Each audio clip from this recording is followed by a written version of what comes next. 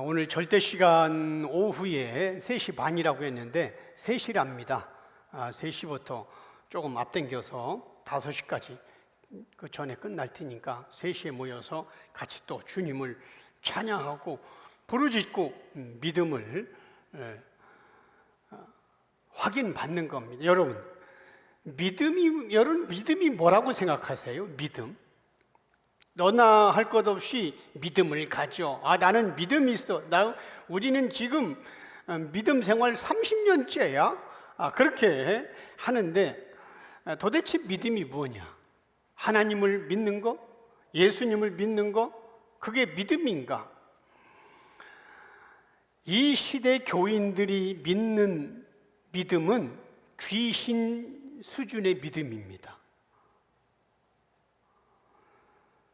그게 무슨 소리예요, 목사님? 네.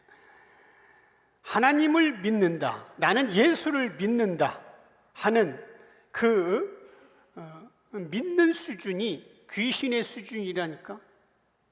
한번 볼까요? 야고보서 2장 19절 한 목소리로 같이 읽습니다. 내가 하나님은 한 분이신 줄을 믿느냐? 잘 아는도다. 귀신들도 믿고 떠드느니라. 귀신도 믿는다. 그 전에 잘 보세요. 귀신이 갖고 있는 믿음, 귀신도 믿는다. 어떤 믿음? 하나님은 유일하신 분, 다른 신이 없다는 것. 하나님은 한 분이라는 얘기는 꼭 하나라고 아니라 하나님은 전능한 분, 하나님은 참된 하나님, 하나님은 살아계신 분. 그 하나님을 귀신도 믿는다는 거예요. 귀신도. 그러니까 귀신들도 하나님의 존재를 믿고 있고, 귀신들도 하나님이 전능하다는 것을 믿고 있고, 귀신들도 예수님이 구원자로 이 땅에 왔다는 것을 알고 있다니까. 마태복음 8장 29절 같이 읽습니다. 이에 그들이 소리질러 이르되 하나님의 아들이여 우리 당신과 무슨 상관이 있나이까?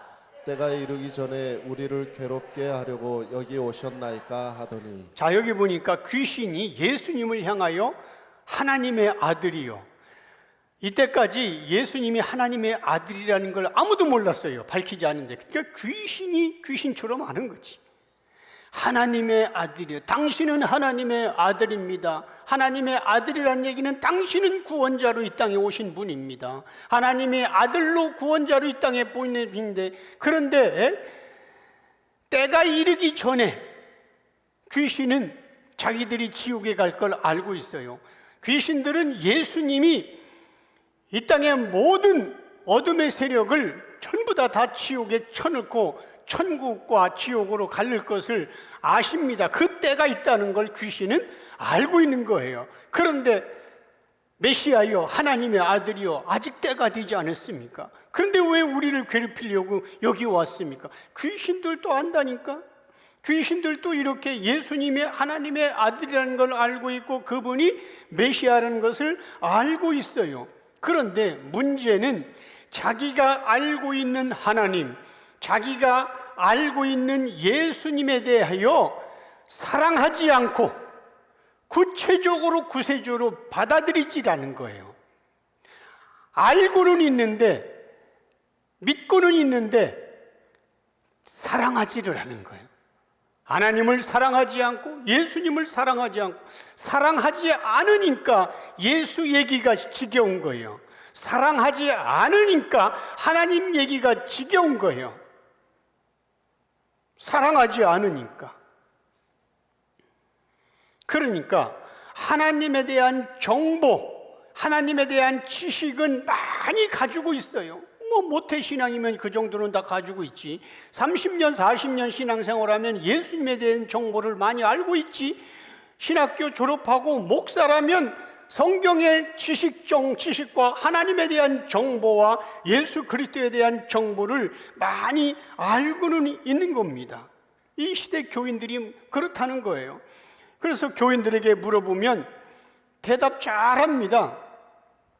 예를 들어서 누가 전도하면서 예수 믿으세요 하고서 전도하면, 나 목사요? 나 권사인데? 아니, 목사하고 예수 믿는 거하고 무슨 상관이 있어? 권사하고 예수 믿는 거하고 무슨 상관이 있어? 바리새인들이 성전에서 성경 위에서 태어나고 성경 위에 살다가 성경 위에서 죽었어. 유대인들은 성전 중심으로 일주일에 2번씩 금식도 하고 하나님을 찾았어. 그런데 예수님은 그들에게 너희는 성경도 모르고 하나님도 모른다고 했어. 바리새인, 종교 지도자인 오늘날 목사인데 목사하고 무슨 상관이 있냐고.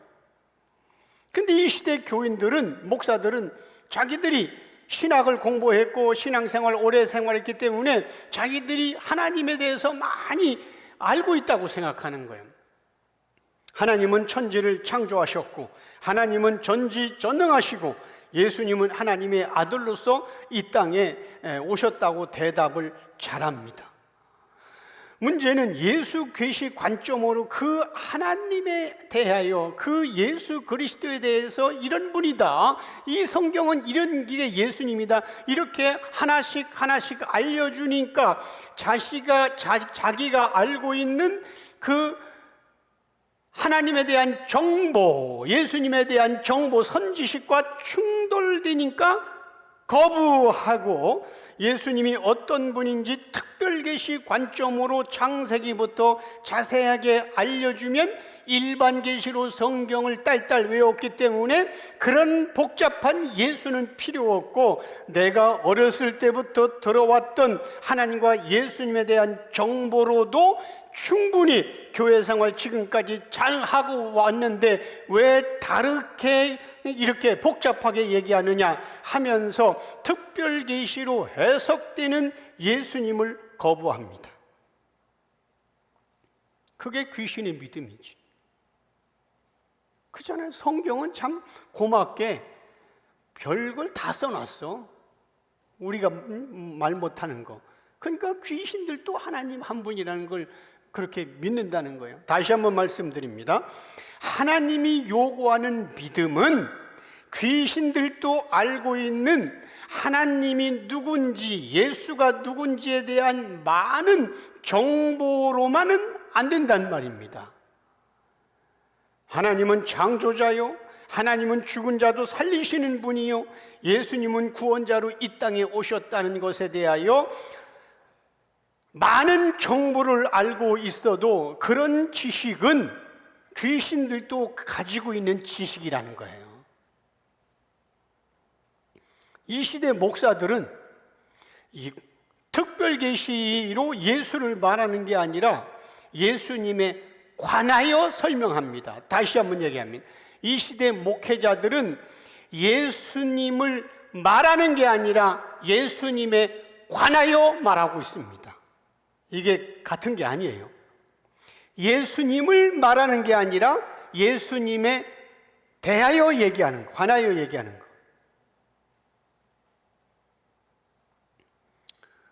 그러므로 우리는 하나님에 대한 많은 정보를 자랑하지 말고, 그런 의미에서 옛날 우리는 주일학교나 중고등부에서 뭐 성경 대회 있잖아요. 그래서 막 많이 알고 있는 거 성경 막 이렇게 해서 퀴즈 데이 해가지고 뭐 상도 주고 하는데, 물론 그것도 나쁜 건 아닙니다만은 예수는 모르면서 성경의 어떤 단어와 예수님이 제자가 몇 명이냐, 뭐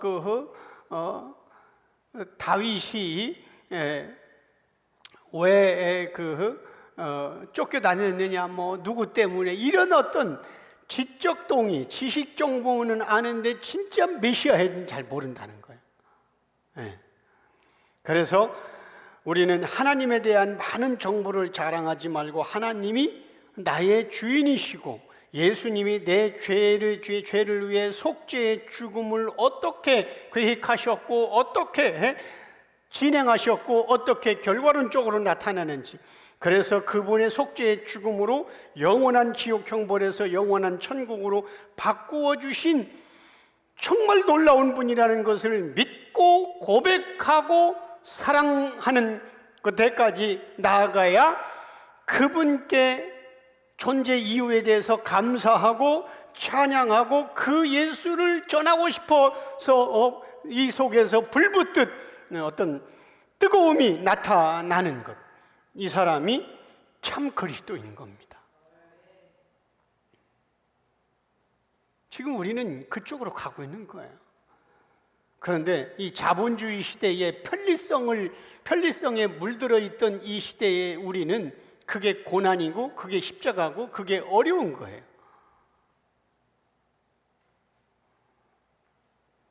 그러니까 우리가 이제 이 예수계시 관점으로 가려면 그동안 신앙생활을 해왔던 거 그걸 연장선상에서 여러분들이 생각하면 절대 못 따라갑니다. 제가 교회 개척하고 정말 생명 바쳐서 제 아내하고 상가 30평에서 딱 둘이 시작했잖아요. 그런데 이제 노예 보고서에 우리 교회가 800명, 등록교인 800명 보고했어요. 우리 교회가. 노예 보고서에 보면. 지금은 이제 다 가지치기 했고. 그러면 어린아이 주일학교까지 800명이 보고할 정도 우리 집사람 둘하고 우리 자녀들 2살, 4살 먹었을 때 4명이 첫 예배 드렸어.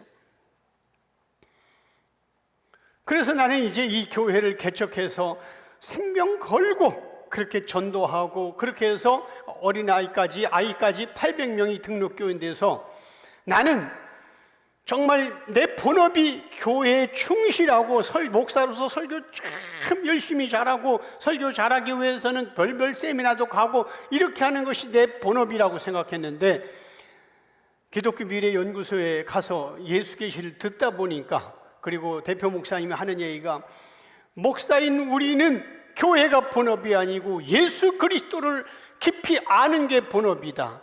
성경을 예수로 해석하고 예수님이 어떤 분인지 아는 게 본업이고 교회는 부업이다 하는데 처음에 우리는 다 뒤로 넘어갔어요. 왜 교회가 부업이야? 그런데 결국은 100년도 못 사는 이 세상의 것은 다 부업이고 영원한 영생하도록 영생하는 예수 그리스도 그 신랑 되시는 그분을 알아가는 게 사실은 본업 맞는 거예요. 그래서 우리는 지금 그렇게 지금 다 그잖아요. 아니 100년도 못 사는 여기에서 아무리 열심히 그게 중요한 걸지라 그게 본업이겠냐고. 물론 죽어서 천국과 지옥이 없다는 사람은 이게 본업 맞아요. 그런데 우리는 나그네 인생이라고 하잖아. 우리는 100년도 못 사는 잠깐 임시잖아요. 외국인이라고 하잖아. 영원한 것, 영원한 그 영원한 거와 비교할 때 이 땅의 100년의 시간이라는 건 100년의 인생은 점하고도 비교할 수가 없는 거예요. 이 100년의 시간이 영원한 그 영생하고 비교를 해본다면 점보다도 더 작은 거예요. 이 100년이. 그런데 그걸 본업이라고 착각한 거예요, 우리가. 그렇다면 목사가 이 교회가 본업이 아니고 예수 신랑이신 예수님이 누군가에 대해서 알아가는 게 나의 본업이고 거기에 충실한다면 목사만이 그렇게 했어요? 여러분들도 이 예수를 진짜 안다면 영원한 영생, 여러분들이 지옥에서도 영원합니다. 지옥도 천국도 영원합니다. 그 영원한 영생과 비교해 볼 때 100년도 못 사는 이 그 세상은 점이라고 한다면 여러분들의 직업도 부업입니다. 여러분들의 본업은 예수를 아는 거예요. 그 예수로 충만하고 예수를 전하고 이렇게 생각하지 않으니까 하나님이 살아계시면 당신이 왜 나를 안 도와주냐고, 당신은 뭐하는 분이냐고, 이 땅에 반대로 생각하는 거야. 이 땅이 전부고 영원한 거기는 가면 좋고 안 가도 말고 이렇게 생각하는 거예요. 그래서 이제 앞으로 우리 예수계시 관점으로 이렇게 할 때는 뭐 따라오면은 좋고 안 따라와도 말고 여러분들의 직업은 부업입니다. 예수 그리스도를 알고 예수 그리스도를 사랑하는 게 본업이에요. 네. 우리 아멘 크게 한 강진우 집사님은 확실하게 본업으로 지금 가고 있는 거예요.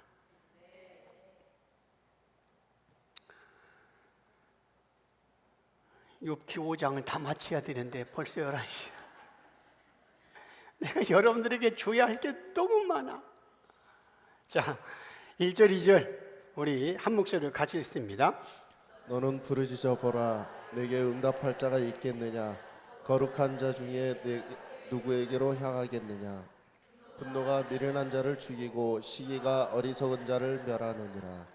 자, 욥기 3장에서는 욥이 자기 생일을 저주했고 4장과 5장은 그의 친구 엘리바스가 이제 욥을 위로한다고 하는데 비난하고 있는 겁니다. 자, 엘리바스는 욥에게 자기 생일을 저주할 정도로 하나님을 향한 그 분노를 당장 너 멈추고, 욥 네가 멈추고 죄에서 돌이키라고 계속 충고를 하고 있습니다. 어리석은, 여기 보니까 어리석은 네가 어리석게 그냥 절망하지 말고 부르짖어 보아라. 하나님이 너에게 응답하는가? 너의 분노가 결국 미련한 너를 죽일 것이다. 어리석은 자의 시기로 인하여 너는 결국을 망하게 될 것이다. 이렇게 엘리바스가 계속 비난하고 있잖아요. 그 다음에 3절에서 5절 띄워주세요. 같이 읽습니다. 내가 미련한 자가 뿌리 내리는 것을 보고 그의 집을 당장에 저주하였노라. 그의 자식들은 구원에서 멀고 성문에서 억눌리나 구하는 자가 없으며 그가 추수한 것은 줄인 자가 먹되 덫에 걸린 것도 빼앗으며 올무가 그의 재산을 향하여 입을 벌리느니라. 엘리바스는 욥이 하나님의 음성을 듣지 못해서 지금 매우 낮은 어린아이의 영성 때문에 깨닫지 못하고 있다고 판단하고 있는 거예요. 그래서 지난 시간에 살펴봤잖아요. 4장에서 자기가 하나님의 체험을 한 걸 증명하면서, 그러니까 하나님에 대한 신비한 체험을 한 영성이 뛰어난 나의 말을 충고를 듣고 네가 회개하면 너는 다시 일어설 수 있다고 충고를 하는 겁니다. 그러면서 뭐라고 하냐면, 나는 미련하고 어리석은 자가 뿌리 내리는 모습을 본 적이 없다. 그리고 그런 집을 있다면 내가 저주했다. 당장 저주했다. 또 미련한 자의 자식들은 지금 욥 보고 미련하다고 얘기하는 거예요. 네가 지금 회개하지 않고 죄 때문에 있는데도 네가 아니라고 하니까, 미련한 자의 자식은 구원과 상관없는 인생을 살고 있고, 미련한 자가 성문에서 재판을 받고 있을 때에 억울한 일을 당하지만 아무도 구해주지 않는다. 미련한 자가 추수한 것을 줄인 자들이 모두 먹을 뿐만 아니라 덫에 걸린 것까지도 다 모두 빼앗긴다. 엘리바스는 이렇게 욥의 고난은 죄값으로 받는 것이기 때문에 하나님으로부터 더 큰 심판을 받기 전에 회개하라고 촉구하는 겁니다. 오늘 제목이 바리새인들이 예수님께 회개를 촉구한다고 하잖아요. 그러니까 예수님을 향한 회개의 촉구입니다. 6절 7절 띄워주세요. 같이 읽습니다. 재난은 티끌에서 일어난 것이 아니며 고생은 흙에서 나는 것이 아니니라. 사람은 고생을 위해 났으니 불꽃이 위로 날아가는 것 같으니라. 자, 엘리바스는 계속해서 욥을 책망하고 권면하는데, 인생은 고생하기 위해서 태어났다. 태어나서부터 인생 고생이다. 그러므로 인생은 마치 불꽃이 위로 날아가는 것처럼 인생의 고난은 자연스러운 것이다.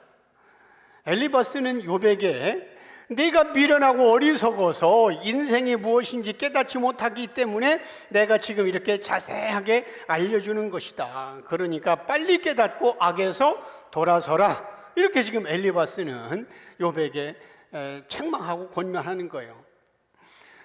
이 시대에 기존 신학계, 기존 교계에서는 욥기서를 욥과 세 친구의 대화로만 해석하고 말아요. 그래서 욥기 1장 1절에 기록된 것처럼 욥은 비록 온전하고 정직했지만, 그러나 어떤 인간도 완전히 의로울 수가 없음을 엘리바스가 정확하게 지적하고 있다고 이 기존 신학계에서는 그렇게 해석하고 있습니다. 그러나 욥기는 욥이라는 한 인간이 완전한 의를 가지고 있다는 것을 말하고 있는 게 아니고, 욥과 엘리바스의 대화는 예수님이 성경 해석 방법을 알려준 것처럼 예수님과 바리새인들과의 대화란 말입니다. 예수님에게는 의를 줄 수 있을 만큼의 진리와 의로움을 가지고 있다고 말씀을 하셨을 때에 바리새인들은 그런 예수님을 단지 나사렛에서 태어난 너희 부모가 누구고 너희 아버지가 누구고 너희 형제들이 누군지 우리가 다 알고 있다, 단순한 인간으로만 보았기 때문에 하나님 앞에서는 어떤 인간도 의롭지 않다고 예수를 비난했습니다. 예수님에 대한 이야기를 인간의 이야기로 보면 당연히 엘리바스와 같은 대답을 할 수밖에 없습니다. 엘리바스가 욥을 향하여 비난했던 핵심이 뭡니까? 죄 없이 망하는 자가 누구인가? 그러니까 엘리바스가 욥에게 책망했던 내용의 핵심이에요. 죄 없이 망하는 자가 있느냐? 그러니 네가 지금 이렇게 고난당하는 것은 자식 10명 죽고 네 몸까지 다 이렇게 종기가 난 것은 바로 죄값이다. 그러니까 너는 죄 안 졌다고 생각하지만 돌이켜봐라. 언젠가 죄 지은 것이 있을 것이다. 모든 것은 죄 없이 망하는 게 없다. 이렇게 얘기하는 거예요. 인간에게 닥치는 모든 고난은 반드시 원인이 있다고 하는 인과응보의 신학입니다. 이유 없는 고난은 없기에 지금 예수님이 힘들고 어렵게 살고 있는 것은 죄로 인하여 받는 고난이라고 유대인과 바리새인들은 그렇게 본 겁니다. 특별히 예수님은 성전 안에서 매매하는 자들을 보고 화를 내시며 상을 둘러 엎으시고 채찍으로 소와 양들을 다 내쫓았는데, 종교 지도자들은 이 모습을 보면서 감히 거룩한 성전에서 이런 소동을 벌이고 자기 성질을 부리면서 소동을 벌이는 예수는 성전 모독죄로 하나님 앞에 벌받고 있다고 지금 생각하는 거예요. 요한복음 2장 15절 같이 읽습니다. 노끈으로 채찍을 만드사 양이나 소를 다 성전에서 내쫓으시고 돈 바꾸는 사람들의 돈을 쏟으시며 상을 엎으시고. 예수님은 노끈으로 채찍을 만들어서, 성경이니까 이렇게 그냥 한 줄로 썼지 막 그냥 화를 내면서 채찍으로 짐승들 양이나 소를 다 성전에 내쫓으면서 이제 짐승만 내쫓겠어요? 거기에서 매매하는 사람들에게 그냥 욕을 했겠지. 그래서 종교 지도자들이 예수님을 향해 비난했던 내용은 크게 두 가지입니다. 첫째, 예수는 분노가 가득한 자라고 그렇게 판단했습니다. 사복음서에 보면 예수님이 화내시는 장면이 참 여러 번 나오는데, 방금 읽은 이 요한복음 2장에서도 이 말씀처럼 예수님은 성전에서 상을 엎으시고 채찍으로 재물을 가져온 짐승들을 전부 다 내쫓습니다. 뿐만 아니라 예수님은 최고의 신앙을 자랑하고 있는 종교 지도자를 향하여 뭐라고 했어요? 흐칠한 무덤과 같다고 저주를 퍼부었고, 더 심한 욕은 뭐예요? 이 독사 이 새끼들아 하고 모질게 욕을 퍼부었습니다. 여러분들, 이스라엘에서는 독사가 얼마나 흔하게 보이는지, 우리나라에 사람들이 길 가다가 흔하게 보는 강아지, 개 있잖아요. 이거 똑같은 거예요. 그러니까 우리나라의 문화로 번역하면 이 독사 이 새끼들아가 이 개 XX야 이렇게 해야 되는 거예요. 예수님이 그렇게 얘기했다니까, 종교 지도자들에게. 그리고 예수님은 성경에 보면 평신도인 백성들에게 욕을 한 적이 없었습니다. 백성들과 논쟁한 적이 없습니다. 전부 다 종교 지도자인 목회자들과 논쟁을 했고, 목회자들을 향하여 주님이 욕을 했습니다. 왜? 잘못 가르치니까. 이 시대도 마찬가지. 예수님은 분노 조절 장애자. 그 바리새인들이 볼 때 아주 어디 화낼 데가 없어서 성전에서 들러 엎고 그렇게 화를 내느냐고. 분노 조절 장애. 그래서 이렇게 욕을 퍼부었는데, 근데 당시 종교 지도자들은 지도자인 바리새인들은 예수님이 책망한 것처럼 그렇게 함부로 살지 않았어요. 독사의 새끼처럼 살지 않았다니까. 바리새인들은 누군가를 만났을 때에 하나님 믿는 신앙으로 예의를 갖추었고, 예수님처럼 사람들에게 저주에 가까운 폭언은 입 밖에 내지도 않았습니다. 그런데 저 예수는 자기 감정을 조절하지 못해서 거룩한 성전 안에서까지 자기 성질에 못 이겨 난동을 부렸고, 가장 경건하게 신앙생활 잘하고 있는 종교 지도자들을 보면서 회칠한 무덤이요 독사의 새끼들이라고 그런 없는 말까지 지어내면서 자기 감정에 충실한 분노 조절 장애자라고 그렇게 보았다니까. 그러니까 예수님은 도덕과 윤리적으로 잘못 사는 것에 대해서 책망한 적이 없어요. 하나님에 대해서 잘못 알고 있는 거, 메시아에 대해서 잘못 알고 있는 거, 성경에 대해서 너희가 성경에서 영생을 얻는 줄 알고 연구하거니와 이 모든 성경은 나에 대한 것이다. 성경을 잘못 해석하는 것에 대해서 예수님은 분노한 거예요. 창녀들이 몸 팔았다고 책망한 적이 없어요. 세리들이 돈을 갈취했다고 책망한 적이 없습니다. 그런데 성경을 잘못 해석한 종교 지도자들에게, 하나님을 잘못 알고 있는, 자기들 관점 알고 있는 그들에게는 저주를 부어부었습니다. 회초를 무덤 같으니 이 독사의 새끼들아. 그렇다면 오늘 우리가 동일한 성경을 가지고 동일한 예수님과 하나님을 믿는다면 이 시대가 어떤 자를 어떻게 신앙생활 할 때 하나님으로부터 책망받는지 알 거 아니겠어요?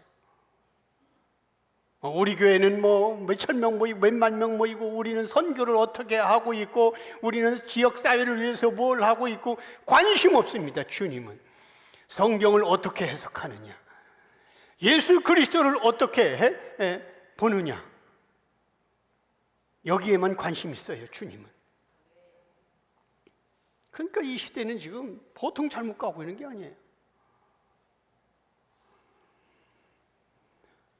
종교 지도자들이 예수님을 비난했던 두 번째 이유는 예수님은 시기와 질투가 가득한 자라고 보았습니다.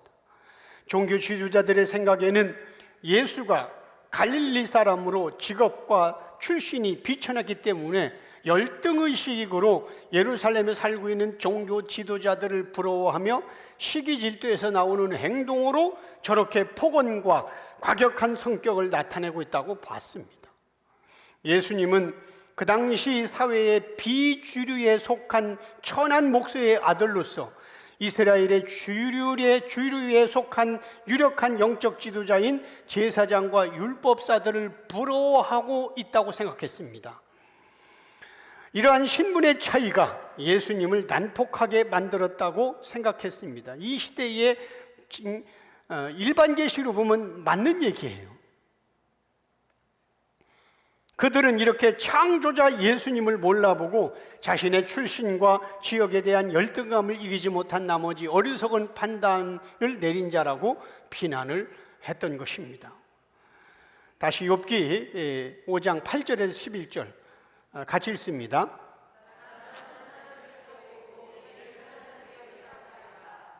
하나님은 헤아릴 수 없이 큰 일을 행하시며 기이한 일을 셀 수 없이 행하시나니 비를 땅에 내리시고 물을 밭에 보내시며 낮은 자를 높이 드시고 애곡하는 자를 일으키사 구원에 이르게 하시느니라. 자, 여기 엘리바스는 욥에게 뭐라고 하냐면 지금 당장 하나님을 찾고 그분 앞에 엎드리라고 재촉합니다. 8절에서 보면 8절, 나라면 엘리바스가 너 지금 그런데 나라면 하나님 찾겠다.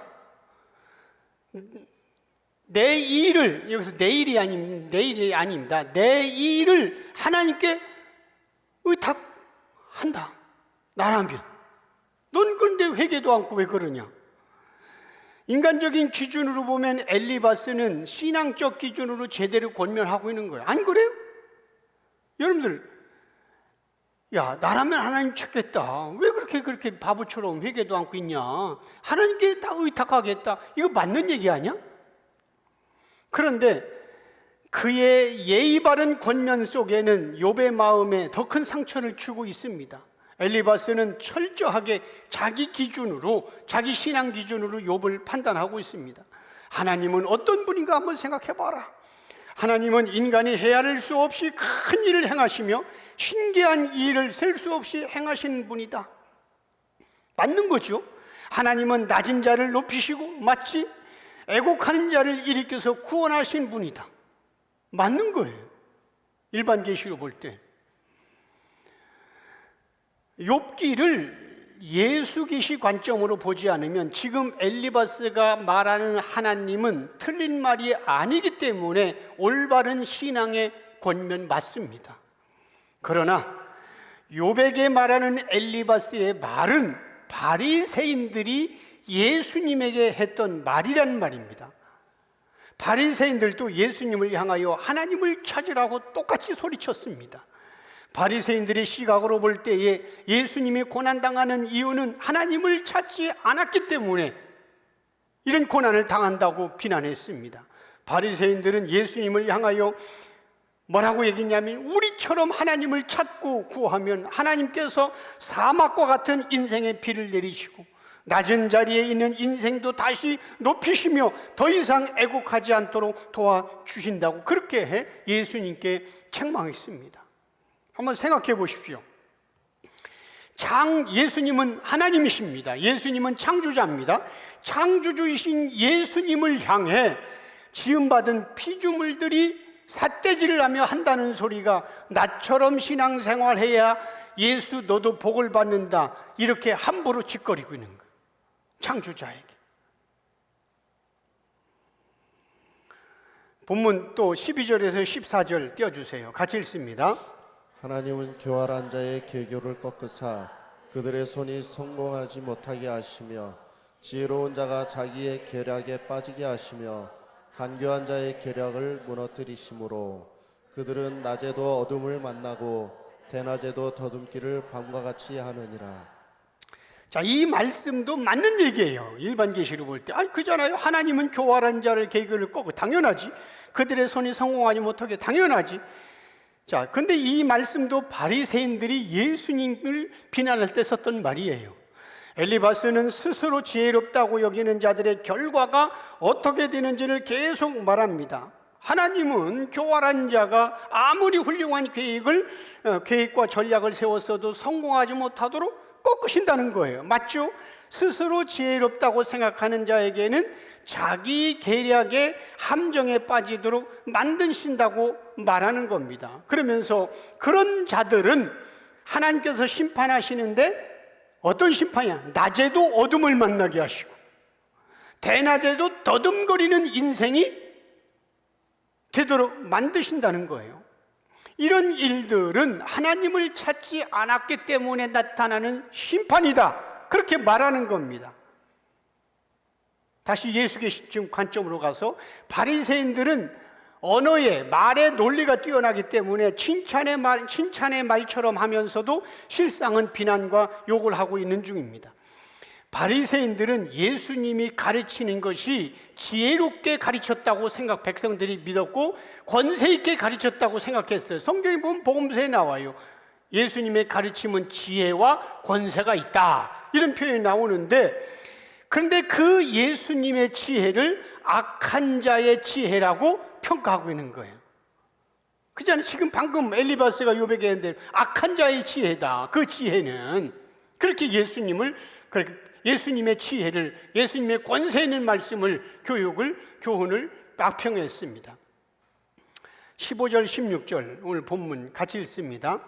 하나님은 가난한 자를 강한 자의 칼과 그 입에서 또한 그들의 손에서 구출하여 주시나니 그러므로 가난한 자가 희망이 있고 악행이 스스로 입을 다무느니라.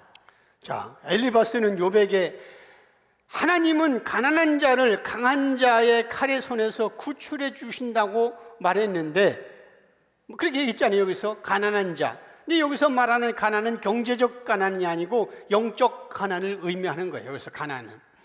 유대 신학에서는 가난한 영혼은 누굽니까? 죄인이죠. 예수님 우리 마태복음 5장에 했잖아요. 심령이 가난한 자는 복이 있나 있는데 유대인들은 심령이 부유해야 돼. 왜 부유해? 율법과 계명을 잘 지켜서. 그래서 심령이 부유해야 하나님의 의인이라고 부르는데 예수님은 심령이 가난하다. 여기서 그래서 가난한 자는 경제적 가난이 아니에요. 심령이 가난한 자는 겁니다. 그래서 유대인들은 율법과 계명을 잘 지켜서 그 영혼이 부유해져야 한다고 생각을 했습니다. 그러므로 영적으로 가난하다는 것은 율법과 계명을 지키지 않아서 그 영혼이 지금 하나님 앞에 계명을 어겨서 가난해졌고, 그런 영혼은 죄의 결과이기 때문에 하나님으로부터 심판받는다고 생각을 한 겁니다. 바리새인들은 예수님을 향하여 뭐라고 했어요? 너는 가난하다고 인정하고 회개해야 하나님이 도와줄 거다. 저렇게. 엘리바스는 욥에게 네가 더 이상 너의 의로움에 착각에 빠져있지 말고, 하나님이 너 의롭다고 하니까 네가 의로운 줄 아는데 아니야, 너의 의로움에 착각에 빠져있지 말고 하나님 앞에서 너는 가난한 영혼이니까 너의 죄를 인정하고 회개하면 하나님은 불쌍히 여겨주신다고 지금 권면하는 거예요. 여기서 우리가 짚고 넘어가야 할 것은 욥의 친구들이 하나님의 이름으로 욥을 지금 충고하고 있는, 권면하고 있는 말들은 다 맞아요. 틀린 게 아니라니까. 맞는데 왜 하나님은 욥의 친구들의 말이 잘못되었다고 하지? 이 의문이 드는 거예요. 지금까지 우리가 예수 계시 관점으로 안 볼 때는 욥의 친구들이 한 말이 다 옳다니까. 그렇다면 하나님이 욥의 세 친구들을 마지막 어떻게 평가했는가를 보면 알 수가 있어요. 욥기 42장 7절에서 9절, 제가 읽으며 설명할게요. 7절에 보면 여호와께서 욥에게, 욥기는 42장으로 끝나요. 이 마지막 이제 쭉 해서 이제 마지막 끝나는 장인데 뭐라고 하냐면, 여호와께서 욥에게 나타나서 이 말씀을 하신 후에 여호와께서 대만 사람 엘리바스와, 지금 우리가 엘리바스를 공부하는 거 세 친구, 그 다음에 내가 너와 두 친구에게, 빌닷과 이 두 친구, 즉 세 친구에게 노하노니, 이게 원어에 보면 심판하겠다는 겁니다. 다시 말하면 좀 쉽게 얘기하면 심판하고 화를 내고 저주를 퍼붓고 지옥에 쳐넣겠다는 거예요. 우리 누구를? 세 친구를. 우리 지금까지 살펴봤잖아. 이 세 친구들이 하는 얘기는 하나님 영광을 위해서 한 말이겠어요. 그잖아요.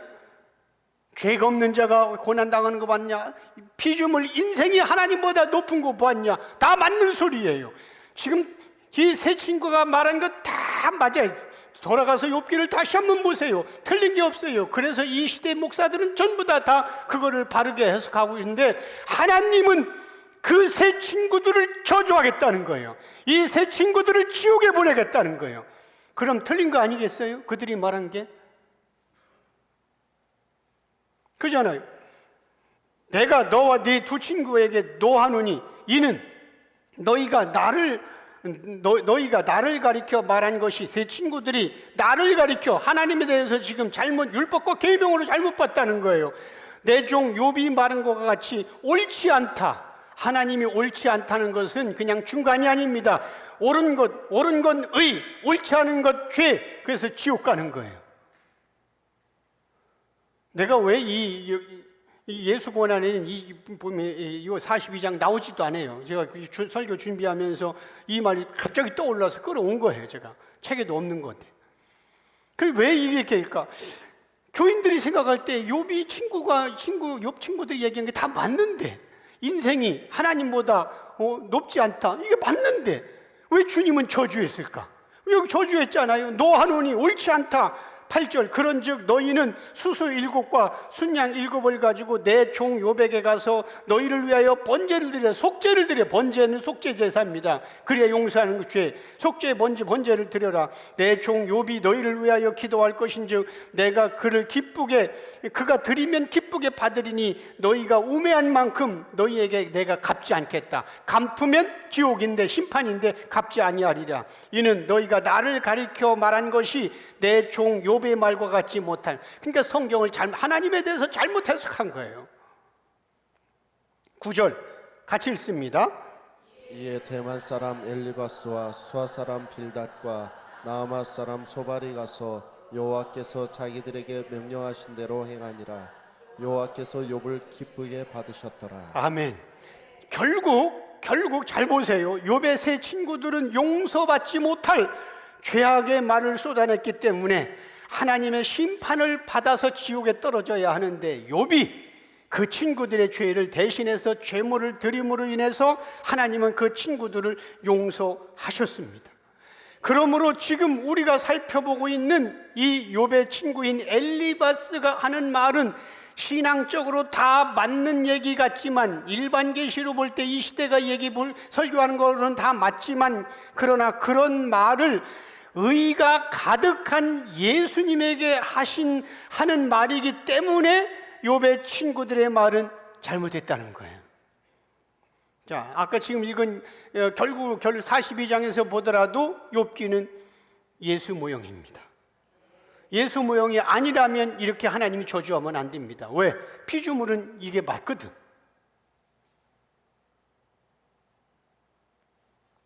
자, 이렇게 결론부터 살펴본 후에 다시 본문으로 돌아가겠습니다. 엘리바스의 의도는, 욥, 너도 나처럼 하나님을 만나라. 이거는 바리새인들이 예수, 너도 우리처럼 하나님을 믿어라. 욥, 너도 나처럼 하나님을 찾으라. 엘리바스는 욥이 고난당하는 이유를 몰랐습니다. 엘리바스는 겉으로 보이는 욥만, 표면으로 보이는 욥만 보고 권면했습니다. 엘리바스는 위로를 가장해서 욥에게 그동안 하고 싶은 말을 다 쏟아낸 겁니다. 오늘 본문 17절 떼어주세요. 같이 읽습니다. 볼지어다 하나님께 징계받는 자에게는 복이 있나니 그런즉 너는 전능자의 징계를 없인 여기지 말지니라. 자, 이 말을 저도 이 말 가지고 신방 때 참 많이 권면했어. 신방 가가지고, 집사님 여기 보세요, 하나님은 징계를 받는 자를 미워서 그렇게 했어요. 집사님을 사랑해서, 그러니까 징계를 받는 자에게 복이 있습니다. 그런즉 집사님은 전능자의 징계를 그래서 업신여기지 말고 그냥 믿음으로 받아들이면 하나님은 다시 복을 주십니다. 이렇게. 안 그래? 엘리바스는 욥이 하나님의 징계를 무시하지 않고 지금이라도 회개하면 다시 하나님이 회복시켜 주신다고 그렇게 표현하고 있습니다. 하나님이 지금 너에게 징계를 내리시는 중이다. 그러니 더 이상 하나님의 징계를 무시하거나 외면하지 말고 빨리 회개하라. 그래야 다시 복을 받을 수 있다. 엘리바스의 관점은 처음부터 끝까지 뭐라고? 죄 없는 자가, 죄 없이 망하는 자가 어디 있는가? 인과응보. 그러나 우리는 압니다. 욥은 하나님 앞에서 징계받을 만한 죄를 지은 적이 없습니다. 왜? 하나님이 직접 인정했으니까. 욥기 1장 1절에서 욥에겐 죄가 없다고 인정했어요. 그런데도 영적으로 무지하면 이렇게 자신의 신앙의 기준으로 함부로 짓거리고 함부로 정죄하게 된단 말입니다. 욥기 5장 18절에 19절 같이 읽습니다. 하나님은 아프게 하시다가 싸매시며 상하게 하시다가 그의 손으로 고치시나니 6가지 환난에서 너를 구원하시며 7가지 환난이라도 그 재앙이 내게 미치지 않게 하시며. 이것도 목사들이 또 신방용어로 또 그냥 얼마나 좋아. 그냥 이 말씀은 목회자들이 교인들에게 위로하고 권면할 때 아주 대표적인 말씀이에요. 성도들에게 신방 가서 이 말씀을 읽어놓고, 봐라, 하나님은 아프시게 하다가도 얼마 있다가 따뜻하게 싸매줍니다. 그러면 아멘 아멘 하잖아요. 안 그래요? 우리가 믿는 하나님은 6가지 환난에서, 이것도 또 기가 막힌 위로야. 6가지 환난에서 우리를 구원하시고 7가지 환난에라도 그 재앙이 당신에게 미치지 않도록 붙들어준다. 얼마나 근사한 종교적 위로입니까? 이런 신방 메시지를 받고 은혜 받지 않을 성도가 누가 있겠어? 엘리바스는 하나님의 징계에 대하여 좀 더 쉽게 풀어서 욥에게 설명하고 있는 거예요. 하나님이 너를 괴롭게 하셨지만 그러나 네가 회개한다면 언제든지 그 상처를 싸매줄 것이다. 그러니까 더 이상 골칫 뿌리지 말고 하나님 앞에서 철저히 회개하라. 다시 한번 얘기합니다. 요한복음 5장 39절 예수님이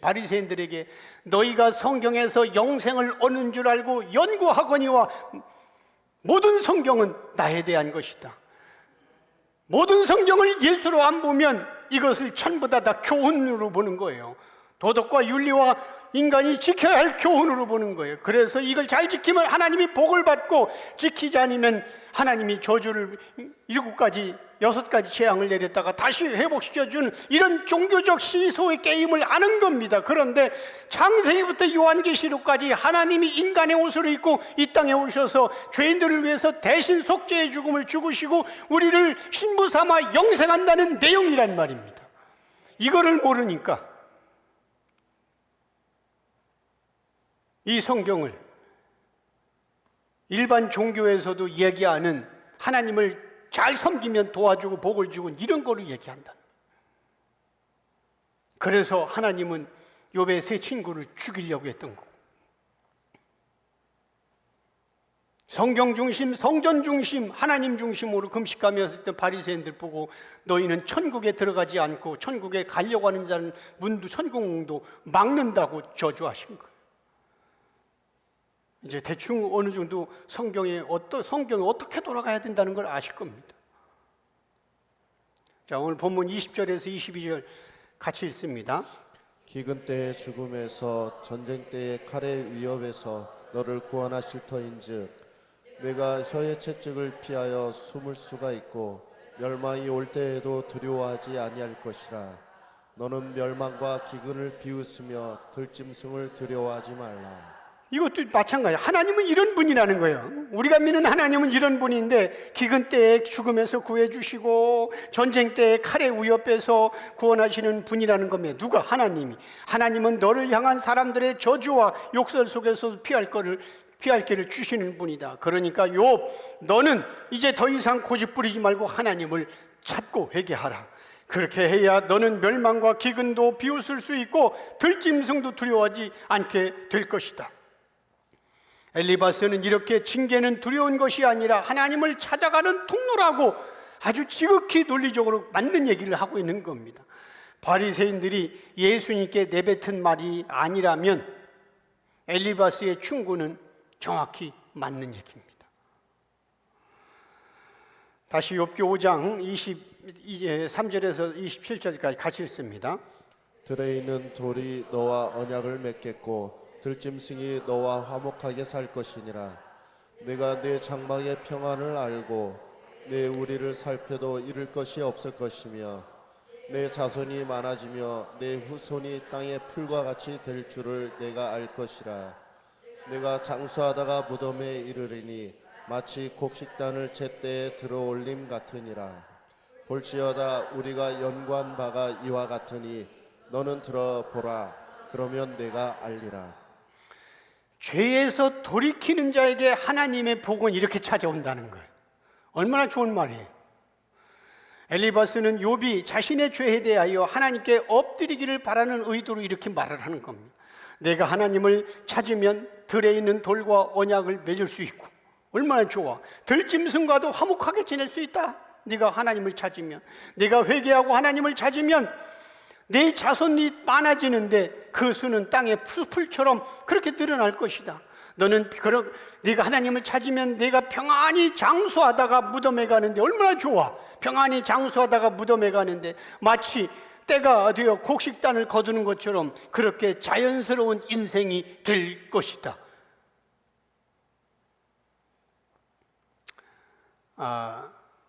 다음 주일날 예수 부흥의 첫 번째 하는 목사님이 저 태안에서 일기 김달주 목사님이 하시는데, 내가 다음 주에 얘기할 건데, 그분이 이제 율법 완성, 모든 것은 율법 완성이니까 예수님이다, 율법과 계명 아니다 해가지고 그분이 이렇게 설교할 겁니다. 여러분, 지금부터 내가 그 율법과 계명을 설교할 것입니다 하면서, 여러분, 하나님은 살아계시는데 그 하나님 말씀대로 잘 지키면 여러분들에게 축복을 주십니다. 믿습니까? 하면은 90% 아멘 합니다. 내가 다 했다니. 여러분들은 아멘 하면 안 되는 거예요. 그때.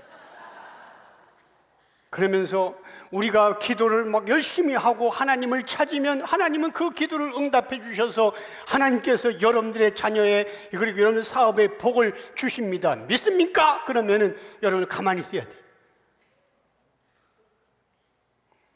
이분이 특징이 그렇게 설교하는 거예요. 그렇게 했더니 딴 데 가서 그렇게 예수로 충만했다는, 연구소에서 최고로 예수로 충만했던 교회 갔더니 90%가 다 아멘 했대. 그래서 그 담임 목사가 너무 봉쪘대. 우리 교회도 그러면 나도 이제 여기 사임해야지. 그래서 다른 데에서는 너무 담임 목사가 무안에 가서 이제 그렇게 설교 안 는다고 지난번에 대명교회에서 리허설 하는데 하길래 우리 교회에서는 똑같이 토시다지 막 똑같이 해라 하네. 그래서 원래 둘씩 했는데 거기서 내가 은혜 받고 하나 껴는 거예요. 이분이 나중에 원래 둘씩인데 그렇게 하고 그렇게 설교하고 이제 예수 계시는 이런 거다 하고 두 개 비교해 놓는 거예요. 설교를 율법과 계명의 설교를 10분 하고 이때는 침묵 지키고 예수 계실 때는 아멘 하고, 요거 잘못하면 뽀록 나는 거야 이제 여러분들의 신앙이. 다음 주 이번 주에 그거 정말 두려운 사람은 교회 안 나도 돼. 그거 참 좋더라고, 비교하니까 이렇게. 근데 이 시대는 다 그거에 대해서 아멘 하는 거야. 그잖아요. 내가 회개하고 하나님을 찾으면 내 자손이 많아지는데 그 수는 땅의 숲을처럼 늘어날 거예요. 얼마나 좋아. 내가 평안히 장수하다가 무덤에 가는데 마치 때가 되어 곡식단을 거두는 것처럼 그렇게 내 인생이 자연스러울 것이다. 역시 이런 엘리바스의 신앙적 권면은 보편적 관점으로 보면 다 맞는 얘기이고 축복의 말입니다. 그러나 엘리바스는 자기가 지금 누구를 향하여 말하고 있는지를 모르는 상태예요. 지금 엘리바스는 다시 말하면 대상이 잘못됐어. 누군데? 메시아인데 하나님의 뜻이 무엇인지를 몰랐어. 엘리바스는 하나님의 이름으로 권면하고 욥을 책망했지만 정작 그는 하나님에 대해서 지금 전혀 모르고 있는 사람입니다. 오늘날에도 마찬가지입니다. 이 시대가 하나님을 모르면서도 하나님의 이름으로 권면을 하고 있고, 예수님을 모르면서도 예수 이름으로 자기의 신앙을 자랑하며 특별계시로 성경을 해석하고 있는, 그래서 진리를 붙들고 있는 우리 예담교회를 향하여 얼마나 비난하고 있는지 우리는 눈을 똑똑히 뜨고 알고 있습니다. 주변 목사들이 예수 진리만 따라가는 저를 향하여, 우리 교회를 향하여 그렇게 자기들의 기준과 자기들의 의로 우리를 비난하고 있는 겁니다. 엘리바스가 욥을 비난했듯이. 욥은 예수님을 예표하는 그림자입니다. 욥이 들었던 말은 곧 예수님이 들었던 말입니다. 엘리바스가 욥에게 한 말은 바리새인들이 예수님께 한 내용이란 말입니다. 바리새인들도 처음에는 예수님을 아주 좋게 평가하며 혹시 메시아가 아닐까 기대했었습니다. 그래서 예수님을 칭찬했어요. 예수님의 기적과 권세 있는 가르침을 바리새인들은 부러워했습니다. 그러나 백성들의 관심이 어느 날 자기들에게서 갑자기 어느 날 예수님께로 관심이 백성들이 쏠리자 백성들이 예수님을 존경하기 시작하자 처음 가졌던 부러움은 이제 질투로 바뀌었고 좋아했던 마음 시기로 변하기 시작합니다. 그래서 바리새인들은 엘리바스가 욥에게 말한 것처럼 예수님을 위로하는 말처럼 다가가서는 예수님을 무시하고 괴롭혔던 것입니다. 그들은 예수님이 이 땅에 내려오신 하나님이심을 몰랐기 때문에 예수님 앞에서 당당하게 나와서 자기들이 만난 하나님은 이런 하나님이라고 짓거린 겁니다. 그러면서 예수님을 향해 당신도 우리들처럼 하나님을 그렇게 찾으라고 함부로 떠드는 겁니다. 예수님은 창조자 하나님이신데도 그 예수를 모르기 때문에 하나님 면전 앞에서 하는 말이 우리처럼 잘 믿어보라고 떠들어대는 겁니다. 그런 말이 얼마나 무서운 말인지 저주받을 말인지 모르기 때문에 그렇습니다. 이처럼 인간은 자신이 어떤 존재인지 모르기 때문에 창조자가 찾아오셔서 피조물인 인간이 어떤 존재인지를 구체적으로 알려주시는 계시가 열려야만이 자기 자신에 대해서 조금씩 알기 시작하는 게 피조물인 인간의 존재입니다. 그게 타락한 인간의 실체이기 때문에 그렇습니다. 예수님은 하나님의 모든 것을 아시는 유일한 분이십니다. 바리새인들은 예수님의 고난을 하나님의 징계로 보았다는 것입니다. 구원자 예수님은 하나님을 하나님의 징계를 업신여기지 말라는 말을 피조물들에게 들어야 하는 수모를 겪었습니다. 생각해 보세요. 예수님은 하나님이십니다. 아버지와 나는 하나다. 나를 본 자는 아버지를 본 자다. 그 하나님이신 예수님에게 피조물이 하는 얘기가 너 하나님의 징계를 업신여기지 마. 네가 이렇게 장가도 못 가고 애도 못 낳고 이렇게 머리 둘 곳이 없고 가난하게 살고 갈릴리 어부주신들만 제자도 데리고 사는 이렇게 저주받은 인생은 네가 하나님의 징계를 받고 있는데 하나님의 징계를 업신여기지 말라고 피조물들이 하나님에 대해서 이렇게 짓거리는 소리를 듣는 수모를 겪은 게 예수님이 왜? 누구 때문에? 나의 구원을 위해서.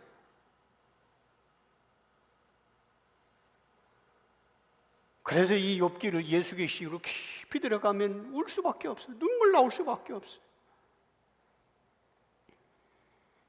피조물이 하나님이신 그분께 하나님 좀 잘 믿으라고 충고받았습니다. 예수님이 받으신 모욕과 수치는 십자가에 달리신 고난과는 비교도 할 수 없을 만큼 엄청나게 큰 모욕이고 수치입니다. 그래서 우리는 여기까지 욥기를 살펴보면서도 사복음서에 나타난 예수님의 고난만 알고 있었을 뿐 예수 계시가 열리면서 욥기를 통해서 예수님이 피조물인 인간들에게 얼마나 모욕과 수치를 당하셨는지 이제 조금씩 눈뜨기 시작한 겁니다. 욥은 자신의 고통이 너무 힘들어서 자기 생일을 저주했고 엘리바스는 그런 욥에게 죄 없이 망하는 자가 어디 있는지 생각해보라고 욥을 공격했습니다. 그러나 여러분, 죄로 인하여 망해야 할 자는 바로 저와 여러분들입니다. 우리는 태어날 때부터 선악과를 입에 물고 태어났고 그래서 여러분들 애기 다 키워봤잖아. 말 못하는 갓난 애기 때부터 자기 살기 위하여 피곤한 부모까지도 잠자는데 와서 때리고 젖달라고 하고 놀아달라고 앙탈 부리고 자기를 보살펴달라고 칭얼대고 자기만 살겠다고 애기들도 손에 잡히는 거 전부 다 자 입으로 들어가는 이게 바로 죄의 결과입니다. 그래서 여러분들 어린아이가 죄가 없다고요? 아닙니다. 악동입니다. 어린아이도. 우리는 태어날 때부터 그렇다니까. 우리는 이렇게 나중심으로 살면서 하나님을 거부한 죄로 인하여 저주를 받아 지옥 형벌에 떨어져서 영원히 지옥불에서 고통당해야 되는데도 하나님은 우리를 사랑하셔서 예수님을 이 땅에 보내주시고 우리 죄를 대신해서 십자가에서 저주받도록 그래서 죽도록 허락하셨습니다. 그렇습니다. 우리는 우리의 신앙적 행위가 아니라 조건 없는 사랑으로 출발하신 예수님의 속죄 사역으로 인하여 구원받은 축복의 자녀들입니다. 죄 없이 망하는 자가 없다는 엘리바스의 말은 틀리지 않습니다. 맞습니다. 그게 대상이 예수님께서 틀렸지 우리가 대상이라면 맞는 얘기입니다. 우리는 스스로의 죄 때문에 망해서 지옥에 떨어져야 할 존재였습니다. 그런데 예수님은 그런 우리를 대신해서 우리 죄를 뒤집어 쓰시고 죽으셨습니다. 그러므로 우리는 예수님의 속죄 사역 때문에 더 이상 우리의 죄값으로 지옥에 가지 않는 복을 받았습니다. 이런 예수님의 깊은 은혜를 우리는 모르고 표면적으로 종교적으로 무당신앙을 해왔습니다. 나중심의 종교적 열심만 있으면 마치 그것이 신앙이 좋은 줄로 목사님도 칭찬하고 교인들 칭찬하니까 착각했습니다. 그런데 계시가 열리고 성령의 기름 부으심으로 욥기를 예수님 이야기로 깨닫기 시작하면서 예수님의 사랑은 말로 다 형용할 수 없을 정도로 크시고 엄청난 사랑이라는 것을 조금씩 눈뜨기 시작하고 깨닫기 시작합니다. 이런 놀라운 예수님의 은혜 안에서 내 인생의 모든 것을 해석해야 되는데 이 엄청난 놀라운 은혜 안에서 내 인생을 넣고 해석해야 되는데 그렇지 않고 예수 계시 은혜를 받았다고 말은 하면서도 예수님의 은혜와는 오히려 적대적인 관계인 이 세상 것 속에 집어넣고 옆집과 비교하고 앞집과 비교하고 친구와 비교하다 보니까 내 인생을 이 엄청난 예수의 은혜 속에 집어넣고 재해석해야 되는데, 예수를 믿는다고 하면서, 계시를 받았다고 하면서 내 인생을 모든 90% 이상의 많은 세상 관점으로 살아가는 그 세상의 삶에 내 인생을 집어넣고 재해석하다 보니까, 예수 당신은 뭐 하는 거야? 도와줘야지. 저 사람은 불교 믿어도 저렇게 잘 사는데, 저 사람은 하나님을 욕하는데도 불구하고 자식이 잘 되고 있는데 나는 왜 그렇대? 이게 잘못 해석하고 있는 거예요. 그래서 또다시 우리 신앙이 무너지는 거예요. 성경 하나만 읽고 마치겠습니다. 야고보서 4장 4절 같이 읽습니다. 가늠한 여인들아, 세상과 벗된 것이 하나님과 원수됨을 알지 못하느냐? 그런즉 누구든지 세상과 벗이 되고자 하는 자는 스스로 하나님과 원수되는 것이니라. 이걸 표준 세번역으로 한번 띄워주실래요? 같이 읽습니다. 가늠하는 사람들이여, 세상과 벗함이 하나님과 등지는 일임을 알지 못합니까? 누구든지 세상의 친구가 되려고 하는 사람은 하나님과 원수가 되는 것입니다. 자, 잘 보세요. 여기서 왜 가늠했냐면, 예수가 신랑이고 우린 신부야. 그리고 예수의 반대가 세상입니다. 세상이 다른 남자야. 예수는 신랑이라는 남자인데 세상이라는 것도 다른 남자예요. 다른 남자. 나는 신부인데, 그런데 예수 신랑하고 같이 여기에 만족해야 되는데 세상이라는 다른 남자를 부러워하고 있고, 세상이라는 다른 남자를 좋아하고 있고, 세상 모든 사람들이 원하는 그걸 하기 때문에 그걸 가늠이라고 얘기하는 거예요. 다른 남자, 예수라는 신랑이 있는데 세상이라는 남자를 기웃거리고 앉아있는 거예요. 그래서 가늠하는 사람들이요, 세상과 벗함이 하나님을 조금 사랑하는 게 아니라 등지는 겁니다. 하나님을 등지면 지옥 가는 거예요. 누구든지 세상의 친구가 되려고 하는 사람은 하나님과 원수가 됩니다. 친구, 나는 친구는 아니지만은 이 세상 복을 받기 위해서 아닙니다. 친구라는 표현 안에는 그것을 사모하고 그것을 좋아하고 가까이 하고 그것을 따라가는 게 친구예요.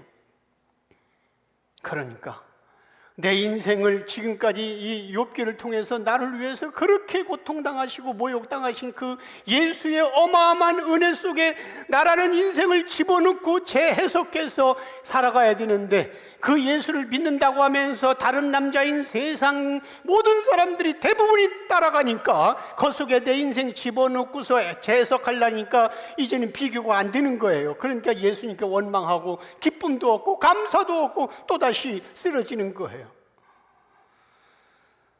우리는 주님으로부터 어마어마한 은혜를 받게 된 겁니다. 이런 계시를 부어주셨습니다. 오늘 또 그래서 이 시간도 이런 은총과 은혜를 깨닫게 해 주셨습니다. 이런 좋으신 예수님께 감사와 찬양과 영광의 박수